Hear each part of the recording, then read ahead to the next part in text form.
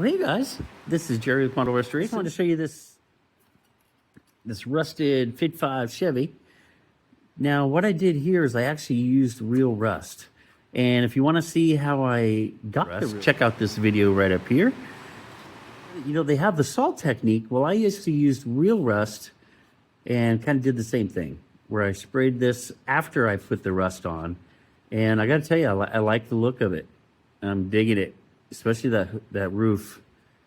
You know, and I haven't really knocked a lot of this off yet, so it may even look better. I'm not sure. Now, this one's going to go in a diorama. You can see here, the inside was, they melted it out. I'm guessing to put probably wheel well headers on it or something. I'm not really sure, but the glass would not come out of this. It was glued in so heavily that it just destroyed it coming out.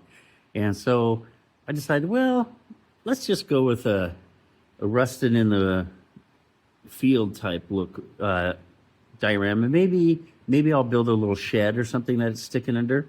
I don't know. It's let me know what you think down in the comments of what I should do with this. So now we're going to look at this 57 Chevy. So this one came in a box of models that I got not too long ago, and it looked like it had been probably at least had like 6 or 7 coats. The body lines were just about non-existent. And so I stuck it in some super clean to strip it. And this is about as far as it got. This was after, I think, about 2 or 3 weeks. And I kept taking it out. I brushed it a little bit and then put it back in. And finally, I just took it out and dried it. And this is what I got. And, you know, honestly, I've been trying to get something like this for quite some time. And so, but I'm not sure if I can recreate it. You know, I'm thinking maybe if I paint a body with a lot of coats like this and then try to strip it, maybe I could get the same effect.